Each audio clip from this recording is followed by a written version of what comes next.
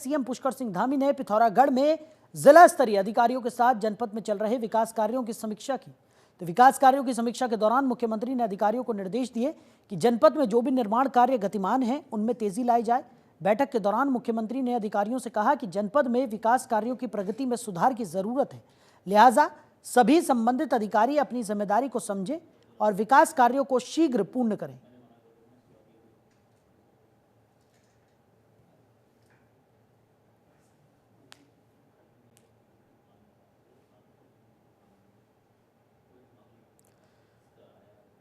उधर प्रदेश सरकार की सबसे महत्वपूर्ण परियोजनाओं में से एक सौंग बांध पेयजल परियोजना पर कार्रवाई अभी तक शुरू नहीं हो पाई है, ना ही अभी तक प्रभावित परिवारों का विस्थापन हो पाया है, जिसे देखते हुए मुख्यमंत्री पुष्कर सिंह धामी ने सचिवालय में विभागीय अधिकारियों के साथ बैठक की। बैठक में सीएम धामी अधिकारियों को सौंग बांध पेयजल परियोजना पर कार्य शुरू करने के लिए प्रभावित परिवारों के विस्थापन की कार्रवाई जल्द से जल्द करने के निर्देश देते हुए नजर आए।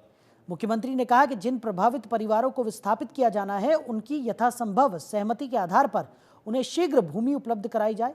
विस्थापित परिवारों को सभी मूलभूत सुविधाएं उपलब्ध कराई जाए। प्रभावित परिवारों से बातचीत कर सहमति के आधार पर सामुदायिक भवन, मंदिर, सड़क और अन्य कोई निर्माण करने की हो तो किए जाएं। तो जमरानी बांध परियोजना पर कार्यों में और तेजी लाने के भी मुख्यमंत्री ने निर्देश दिए।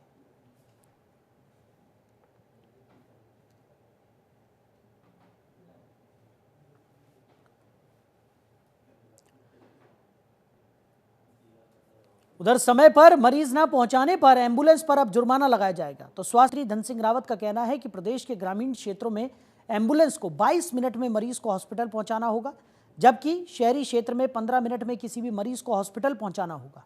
अगर इससे ज़्यादा समय एम्बुलेंस लेती है तो उन पर जुर्माना लगाया जाएगा। उनका कहना है कि प्रदेश सरकार ने इसी तरह से एयर एम्बुलेंस के लिए भी समय निर्धारित किया है। अगर ज़्यादा समय एम्बुलेंस लेती है तो जुर्माना अवश्य लगाया जाएगा।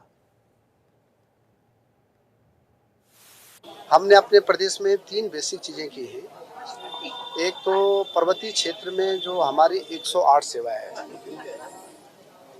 वो मरीज को 22 मिनट तक हॉस्पिटल तक उसको अनिवार्य रूप से पहुंचाना है, क्योंकि कई ब्लॉकों में ये था कि दूरी बहुत थी हॉस्पिटल की, तो वहाँ हमने 2-2, 3-3 एम्बुलेंस अब लगाई है। अगर 22 मिनट में नहीं पहुंचेगी तो 3 गुना उन पर फाइन डाला जाएगा। शहरी क्षेत्रों में ये जो टाइम है वो 15 से 16 मिनट है कि 15 मिनट में उनको जो है हॉस्पिटल तक मैक्सिमम पहुंचाना है। हमारे राज्य में अब एयर एम्बुलेंस सेवा भी शुरू हो गई है और बड़ी बात यह है कि मैं प्रधानमंत्री जी का धन्यवाद देना चाहता हूं कि अब 70 साल से ऊपर के लोगों का 5 लाख रुपए तक का इलाज अब निःशुल्क हो जाएगा। उनके आजकल अब आयुष्मान कार्ड बन रहे हैं। मैंने सभी माननीय विधायक लोगों से भी निवेदन किया है, प्रेस के लोगों से भी निवेदन कर रहा हूं कि आप अपने माध्यम से जितने भी बुजुर्ग लोग हैं उनको आप प्रेरित करिए कि आयुष्मान कार्ड जरूर करें। उधर हल्द्वानी पहुंचे पूर्व मुख्यमंत्री हरीश रावत ने केदारनाथ उपचुनाव पर कहा कि केदारनाथ में सामान्य तौर पर कांग्रेस के पक्ष में माहौल रहा है और बद्रीनाथ की तरह केदारनाथ सीट भी कांग्रेस जीतने जा रही है। हरीश रावत ने कहा कि सत्ताधारी दल ने शराब जिहाद और पैसा जिहाद के बल पर चुनाव जीतने का प्रयास किया, लेकिन कांग्रेस ने एकजुट होकर अपने प्रत्याशी को चुनाव लड़ाया है और उन्हें लगता है कि नतीजे पूरी तरह से कांग्रेस के पक्ष में ही आएंगे।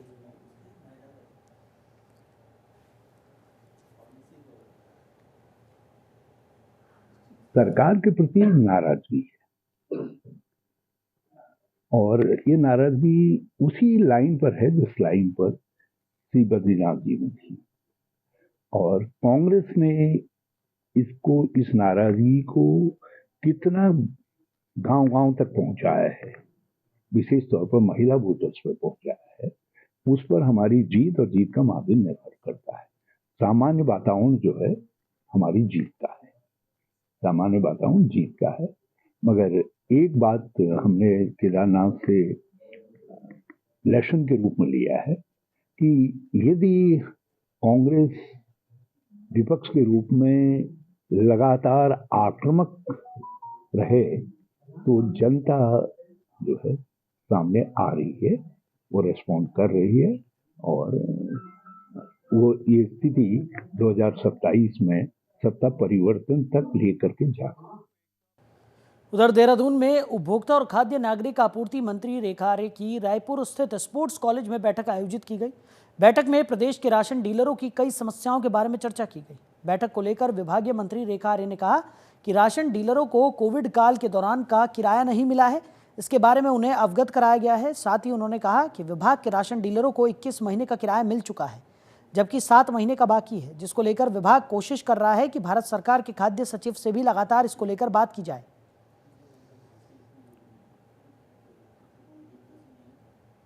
देखिए, आज हमारे प्रदेश के जो राशन डीलर हैं, उनकी जो संगठन है, उनके संगठन के पदाधिकारियों के साथ में उनके प्रदेश अध्यक्ष और संबंधित जिले के पदाधिकारी सभी जो 13 जनपदों से आए थे, आज उनके साथ में मिलते हुए उनकी जो समस्याएँ थी उन पे वार्ता की गई है और उन समस्याओं में उनके कुछ व्यावहारिक चीज़ें थी जिनको कि वाक़ई जिन पे विचार किया जाना भी और समाधान किया जाना भी नितांत आवश्यक था। तो आज उन सबको आमंत्रित किया हुआ था जिसमें उन लोगों का एक विषय था कि हमारे को विगत जो कोविड पीरियड का जो हमारा भुगतान है, वो आज तक उनको लाभांश हो या भाड़ा हो, वो प्राप्त नहीं हो पाया है।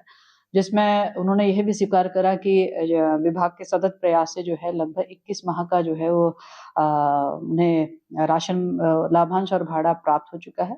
शेष 7 माह का जो है और उनको भुगतान होना है, जिसको लेकर विभाग प्रयासरत है और जो लगभग 42 करोड़ की धनराशि के साथ में है। भारत सरकार से लगातार जो है पत्राचार भी हो रहा है। भारत सरकार के खाद्य सेक्रेटरी को बताया भी जा रहा है और उनकी ओर से आश्वासन है कि वे जल्द इस भुगतान को भी वो देने का कार्य करें। वहीं उत्तराखंड में निकाय चुनाव को लेकर बीजेपी एक्टिव मोड में आ गई है। बीजेपी प्रदेश मुख्यालय में निकाय चुनाव को लेकर एक अहम बैठक हुई। वहीं दूसरी ओर कांग्रेस भी चुनाव को लेकर बैठक कर रही है। कांग्रेस के प्रदेश प्रवक्ता शीशपाल सिंह बिष्ट ने कहा कि भारतीय जनता पार्टी बहुत देर बाद एक्टिव मोड में आई है। जहां 1 साल पहले चुनाव हो जाने चाहिए थे, वहां बीजेपी ने अभी तक चुनाव नहीं कराए हैं। शीशपाल सिंह बिष्ट ने कहा कि इस चुनाव में बीजेपी को करारी हार का सामना करना पड़ेगा।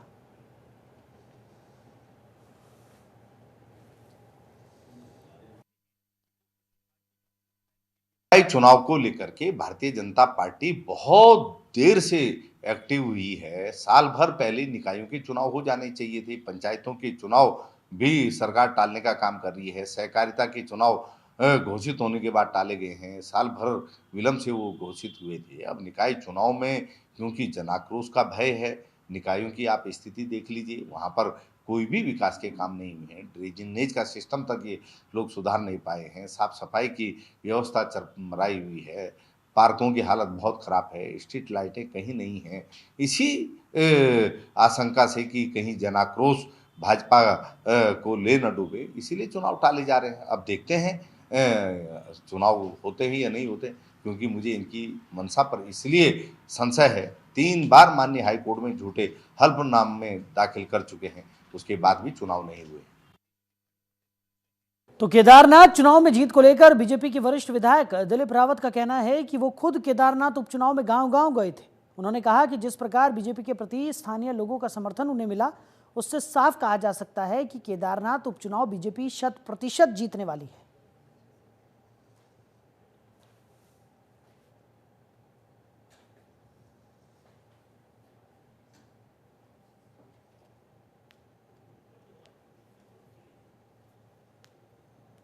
से जीतने वाले हैं।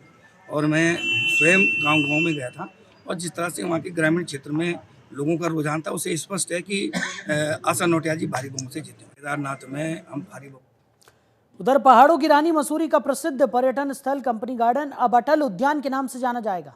कृषि मंत्री गणेश जोशी और शहरी विकास मंत्री प्रेमचंद अग्रवाल ने नए नाम का उद्घाटन किया। अंग्रेजों के दिए नाम कंपनी गार्डन को 182 साल बाद बदल दिया गया है। अटल उद्यान में आयोजित कार्यक्रम में कृषि मंत्री गणेश जोशी ने कहा कि ये बड़े गौरव का पल है। पूर्व प्रधानमंत्री अटल बिहारी वाजपेयी ने अलग उत्तराखंड राज्य का निर्माण किया था और उनको मसूरी से विशेष लगाव भी रहा। उन्होंने कहा कि गुलामी के प्रतीक कंपनी गार्डन को अब अटल उद्यान के नाम से जाना जाएगा। शीघ्र ही यहाँ अटल बिहारी वाजपेयी की विशाल प्रतिमा भी लगाई जाएगी। वहीं शहरी विकास मंत्री प्रेमचंद अग्रवाल ने कहा कि नगर निकाय को चुनाव को लेकर सरकार ने पूरी तैयारी कर ली है और शीघ्र आचार संहिता लगने के बाद नगर निकाय चुनाव संपन्न कर दिए जाएंगे।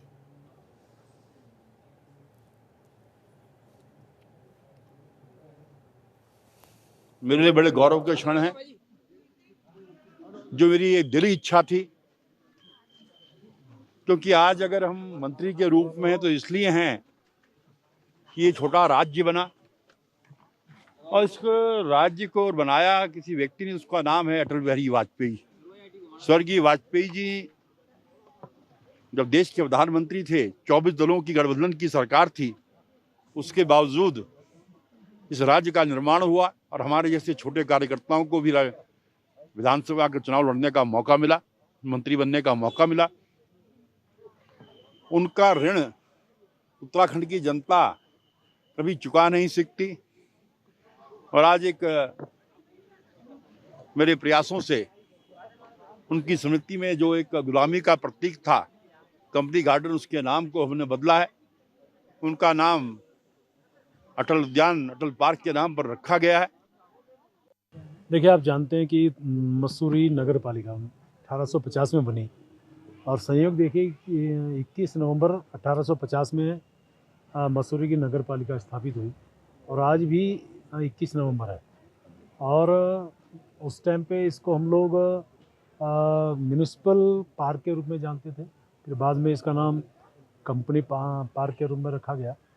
और उसके बाद सने सने यहाँ के लोगों की मांग उठी कि ये एक अंग्रेजियत के रूप में दिखाई देता है और चूँकि हम लोग जानते हैं कि हमें किसी भाषा से परहेज नहीं है, लेकिन ऐसे व्यक्ति के नाम से इस पार्क का नाम रखा जाए जिस व्यक्ति ने इस प्रदेश का निर्माण कराया और जिसको पूरे चाहे पक्ष के हों या विपक्ष के हों सभी लोग बड़ा सम्मान करते रहे, जो भारत रत्न रहे, जिन्होंने परमाणु विस्फोट जैसे अनेकों कार्य उनके कार्यकाल के दौरान उनके द्वारा कराए गए, चाहे हमारी संचार क्रांति हो, सड़क क्रांति हो या हमारे इस उत्तराखंड के लिए औद्योगिक पैकेज देने की बात हो, बहुत से काम उन्होंने कराए।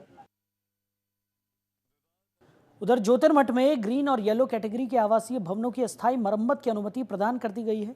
चमोली जिलाधिकारी संदीप तिवारी ने इसके आदेश जारी कर दिए हैं। तो ज्योतिर्मठ में अस्थायी मरम्मत की अनुमति शर्त और प्रतिबंध के साथ दी गई है कि आवासीय भवन में केवल मरम्मत का कार्य किया जाएगा, किसी प्रकार का नवनिर्माण कार्य नहीं किया जाएगा। भवन स्वामियों को इस आशय का शपथ पत्र भी देना होगा। संगठन और प्रभावितों द्वारा बताया गया था कि अधिकांश भवनों को तकनीकी संबंधी विभिन्न कारणों से धनराशि वितरित नहीं की गई है और प्रभावित उन्हीं भवनों के अंदर निवास कर रहे हैं और प्रतिनिधियों ने आगामी शीतकाल में ठंड से बचाव के लिए आंशिक रूप से छत, खिड़की, दरवाजे आदि की मरम्मत किए जाने की अनुमति प्रदान किए जाने का अनुरोध पत्र दिया था, जिस पर जिलाधिकारी ने शीतकाल को देखते हुए जनहित में येलो और ग्रीन कैटेगरी के आवासीय भवनों में स्थायी मरम्मत की अनुमति के आदेश जारी कर दिए हैं।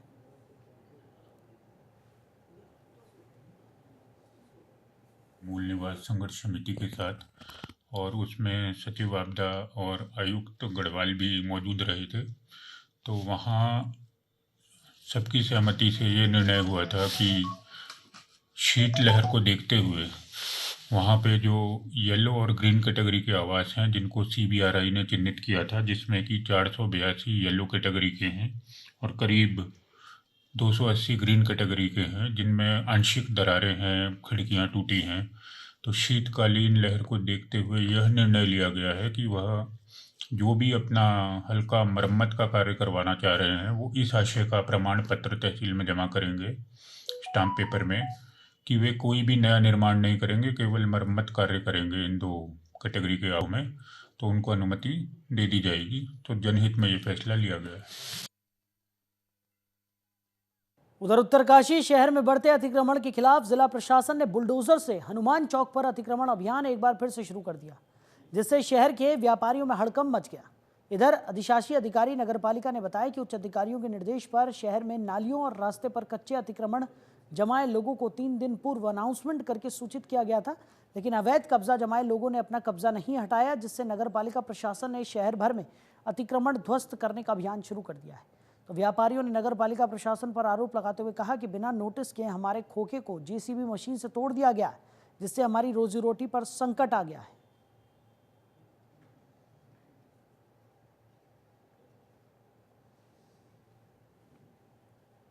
कोई नोटिस दिया और मेरे घर में ना कोई कमाने वाला है ना खाने वाला है। मैं अकेले कमाने वाली थोड़ी हूँ ना, मेरे बाप है ना भाई, 6 महीने कहाँ जाएंगे। मैं अकेले रोजी रोटी चलाती हूँ अपनी, पूरे ऊपर के जानता है। बताइए हम कहाँ जाएंगे? दुकानें तोड़ने से पहले बोला गया था कि हम सबकी दुकानें तोड़ेंगे।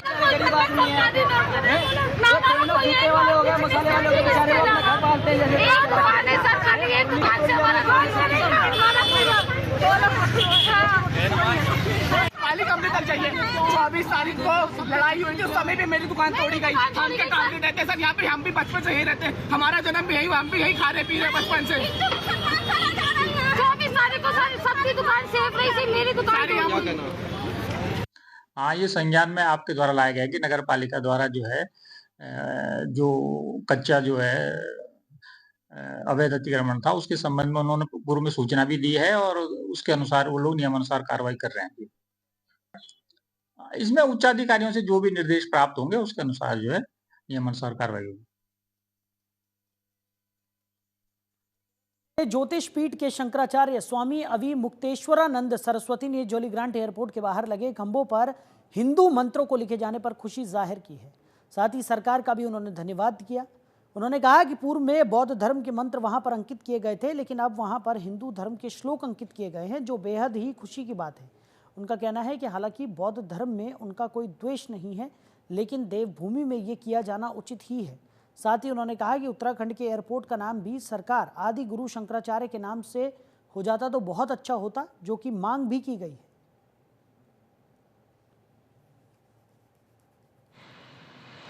धन्यवाद करना चाहते हैं और प्रसन्नता अपनी व्यक्त करना चाहते हैं जिन्होंने देहरादून एयरपोर्ट के बाहर जो खंभे बनाए गए हैं नए, उनमें हिंदू मंत्रों को अंकित करवाया है। क्योंकि पहले जो खंभे अंकित कराए गए थे उनमें बौद्ध मंत्रों को अंकित करा दिया गया था, जबकि उत्तराखंड सनातनी प्रदेश है, यहाँ पर बौद्धों का उतना ज़्यादा कुछ काम नहीं है। हम बौद्धों से द्वेष की दृष्टि से नहीं कह रहे हैं, लेकिन यहाँ उनका ज़्यादा कोई काम नहीं है और सभी खंभों में बौद्ध मंत्र लिखे गए थे, तो हमने उस पर प्रतिक्रिया व्यक्त की थी कि ये ठीक नहीं है। लेकिन हमको प्रसन्नता हुई जब हम अभी आए और हमने देहरादून एयरपोर्ट में जो नए खंभे बनाए गए हैं उनमें देखा कि अब हिंदू मंत्र अंकित कर दिए गए हैं। तो जिन लोगों ने भी, सरकार के मंत्री ने या मुख्यमंत्री जी ने अथवा एयरपोर्ट अथॉरिटी ने, जिसने भी ये कार्य किया है, हम उनको भूरी भूरी उनकी सराहना करना चाहते हैं और ये कहना चाहते हैं कि ये काम अच्छा हुआ है। साथ ही साथ जो अराइवल के अंदर जो हॉल है उसमें जो बहुत बड़ा फलक बनाया गया है, उसमें 4 धाम के साथ साथ ज्योतिर्मठ को भी अंकित किया जाना, ये भी प्रसन्नता का विषय है, क्योंकि ज्योतिर्मठ ये उत्तराखंड का गौरव है। वहीं हरिद्वार के जिलाधिकारी कमेंद्र सिंह ने नारसन ब्लॉक और मंगलौर नगर पालिका का औचक निरीक्षण कर व्यवस्थाओं की पड़ताल की। निरीक्षण के दौरान उप कार्यक्रम अधिकारी, मनरेगा ब्लॉक मिशन मैनेजर और एरिया कोऑर्डिनेटर अनुपस्थित मिले, जिनका वेतन रोकने और स्पष्टीकरण लेने के निर्देश खंड विकास अधिकारी को दिए गए। जिलाधिकारी ने नारसन ब्लॉक में वित्त आयोग की पहली किश्त खर्च न करने और टेंडर जारी न करने पर भी कड़ी नाराजगी व्यक्त की। उन्होंने फाइलों में पाई गई कमियों को तुरंत दुरुस्त करने के आदेश दिए। तो निरीक्षण के दौरान डीएम ने निर्माण कार्यों का भौतिक सत्यापन करने और उनकी गुणवत्ता सुनिश्चित करने के निर्देश दिए। उन्होंने क्षेत्र पंचायत की बैठकें समय पर कराने, कार्य योजनाओं को समय से तैयार करने और प्रधानमंत्री आवास योजना के तहत आवासों की सत्यापित फोटो अपलोड करने पर भी जोर दिया। निरीक्षण किया गया है ब्लॉक नारसन का, और इसमें हमने ये पाया है कि जो वित्त आयोग की धनराशि को समय से खर्च किया जाना था, वो अभी प्रथम किस्त की धनराशि भी जो है राज्य वित्त आयोग की खर्च नहीं हुई है, यहाँ तक कि उसके टेंडर भी निकले नहीं है। तो ये अच्छी बात नहीं है। मैंने इनको निर्देशित किया है कि अतिशीघ्र जो है इसके टेंडर निकाल करके कार्य पूर्ण किए जाएं, क्योंकि इस वर्ष में 8 माह समाप्त हो चुका है, 4 महीने बचे हुए हैं, इसी वित्तीय वर्ष में धनराशि को समाप्त करना है। इसलिए हमने इनको निर्देशित किया है कि इसको समय से समाप्त करें। इसके अलावा इनके कुछ अभिलेख देखे गए थे, जैसे कि प्रधानमंत्री आवास के जो फाइलें हैं वो देखी हैं, तो उन फाइलों में हालांकि कंप्लीट है, इनके केवल 2 ही आवास बचे हुए हैं और जो पत्रावलियां हैं उसमें भी आवास की फोटो वगैरह लगी हुई है और लाभार्थी की फोटो भी लगी हुई है, तो वो तो कंप्लीट है। इसके अलावा सर्विस बुक भी देखी गई थी, सर्विस बुक कंप्लीट नहीं पाई गई है, छुट्टियां वगैरह नहीं चढ़ाई गई हैं उसके अंदर, तो वो थोड़ी सी कमियां पाई गई। उधर बगासू गांव के शहीद पायनीर रायचंद असवाल को 61 वर्ष बाद मिले सम्मान के बाद जिला सैनिक कल्याण अधिकारी उत्तरकाशी और खंड विकास अधिकारी नौगांव ने उनकी मूर्ति का अनावरण कर श्रद्धांजलि देकर नमन किया। तो 18 साल की उम्र में शहादत देने वाले पायनीर रायचंद असवाल को स्थानीय लोगों ने याद करते हुए उनकी शहादत पर गोष्ठी आयोजित की। 61 वर्ष बाद मिले सम्मान पर लोक नृत्य किया गया और नौनिहालों द्वारा तिरंगे संग फ्लैग मार्च निकालकर उन्हें नमन किया गया। तो शहीद की भतीजी ने उन पर आधारित कविता को सुनाकर कार्यक्रम में पहुंचे सभी लोगों को भाव विभोर कर दिया। शहीद के भतीजे ने बताया कि 1962 के भारत चीन युद्ध में नेफा सेक्टर पर भारत के जवानों ने वीरता के साथ सैकड़ों चीनी सैनिकों को मार गिराया था। भारत की तरफ से भी जवान शहीद हुए थे। इस दौरान मुख्य अतिथि जिला सैनिक कल्याण अधिकारी ने कहा कि उनका बलिदान लोगों के हृदय में जीवित रहेगा। तो मैं कर्नल जयेश बडोला हूँ, अवकाश प्राप्त, और अभी जिला सैनिक कल्याण अधिकारी हूँ अपना उत्तरकाशी जनपद में। आज सबसे पहले तो माँ यमुना और जो है हमारे शहीद पायनियर रायचंद असवाल जी को सबसे पहले तो उनको मैं नमन करता हूँ, और इस गांव को, बगासू की धरती को, बिल्कुल इस माटी को प्रणाम करते हैं जहाँ से उन्होंने ऐसा एक वीर सपूत को जन्म दिया। और जैसा कि अभी पहले थोड़ी देर पहले वक्ता ने बताया था कि पायनियर अपने रायचंद असवाल जी, पायनियर कोर होती है हमारी एक इंडियन आर्मी की, उसमें उनका अटेस्टेशन हुआ था। और बहुत ही कम उम्र में, जब 1962 का युद्ध हुआ था अपना भारत और चाइना के बीच, उस समय चाइना ने जिस प्रकार छल से पूरा युद्ध किया था वो सब लोगों को, आप लोगों को अच्छी तरह परिचित हो। लेकिन उसमें हमारी भारतीय सेना ने बहुत ही टक्कर दी थी और बहुत ही अदम्य साहस से अपना जो है परिचय दिया। हुकुम सिंह असवाल शहीद का सबसे बड़ा भतीजा हूँ। शहीद रायचंद असवाल आज से 62 वर्ष पूर्व नेफा सेक्टर में भारतीय सेना से चाइना वार में वीरगति शहीद हुए थे। दुखद स्थिति ये थी कि उस समय तक भारतीय सेना हिंदी चीनी भाई के नारे के चक्कर में युद्ध के लिए तैयार नहीं थी, जिसका फल ये हुआ कि यह शहीद वनों में भटकते हुए बड़े संघर्षों में जो है इन्हें जीवन अपना जो है छोड़ना पड़ा। ये कहानी मैंने उनमें से बचे हुए एक सैनिक से सुनी थी। शहीद को ठीक 61 वर्ष बाद श्रद्धेय मोदी जी ने ये सम्मान दिया कि आज 61 वर्ष बाद इस शहीद को गांव में जो है गत वर्ष मेरी माटी मेरा देश के नाम से सम्मान मिला, और इस वर्ष श्रद्धेय जो हमारे विधायक जी हैं दुर्गेश्वर लाल जी ने, उन्होंने प्रयास करते हुए आज इस महापुरुष को देव योनि में लाया है। वहीं देहरादून में सड़क और फुटपाथ पर अतिक्रमण के खिलाफ पुलिस का अभियान जारी है। अभियान का निरीक्षण करने के लिए Dehradun SSP Ajay Singh ground zero पर नजर आए। उन्होंने कोतवाली और पटेल नगर में सहारनपुर चौक, लालपुर समेत आसपास के क्षेत्रों में अतिक्रमण और कार्रवाई का जायजा लिया। उन्होंने मातहत पुलिस अधिकारियों को अतिक्रमण के खिलाफ लगातार कार्रवाई के निर्देश दिए ताकि राहगीरों का आवागमन बाधित न हो और यातायात सुचारू रहे। इस दौरान एसएसपी ने मुख्य मार्गों पर स्थायी अतिक्रमण करने वालों के खिलाफ बीएनएस की संबंधित धाराओं के तहत मुकदमा दर्ज करने के निर्देश भी दिए। गौरतलब है कि पुलिस अतिक्रमण करने वाले 85 से अधिक दुकानदारों के खिलाफ मुकदमे पंजीकृत कर चुकी है। हमारी जो सिटी एवं देहात के थाना पुलिस द्वारा अपने अपने क्षेत्रों में, जहाँ की एक प्रकार से जो फुटपाथ है जो कि पब्लिक के आवागमन के लिए है, वहाँ पे एक अस्थायी तौर पे अतिक्रमण कर रखा था। फड़ हैं, खोखे हैं या अपनी कोई सामान वगैरह रखा हुआ था और फुटपाथ के किनारे पे, तो उसके विरुद्ध जो है एक व्यापक रूप से अभियान पूरे जनपद में चलाया गया था। उस अभियान के तहत जो है तकरीबन 84 लोगों के ऊपर जो है ये एफआईआर पंजीकृत की गई थी, जिसमें कि कुल मिला के 48 मुकदमे और 84 व्यक्ति इनके विरुद्ध एफआईआर जो हमारे बीएनएस की सुसंगत धाराओं के अंतर्गत है वो पंजीकृत की गई थी। वहीं हरिद्वार के श्यामपुर थाना पुलिस ने नशे के खिलाफ बड़ी कार्रवाई करते हुए 30 ग्राम स्मैक के साथ एक नशा तस्कर को भी गिरफ्तार किया है। पकड़े गए नशे की खेप की बाजार में कीमत करीब 10 लाख रुपए बताई जा रही है। आरोपी बिजनौर से देहरादून स्मैक की सप्लाई करने जा रहा था। गिरफ्तार आरोपी ने पूछताछ में खुलासा किया कि उसे स्मैक की सप्लाई बिजनौर जिले के भीम आर्मी महासचिव ने दी थी। तो पुलिस के अनुसार राहुल चौधरी नगीना के सांसद चंद्रशेखर रावण का करीबी बताया जा रहा है। पुलिस ने राहुल चौधरी को वांछित घोषित कर एनडीपीएस एक्ट के तहत मामला दर्ज कर लिया है। पुलिस ने आरोपी से पूछताछ कर नशे के पूरे नेटवर्क का पता लगाने की कोशिश शुरू कर दी है।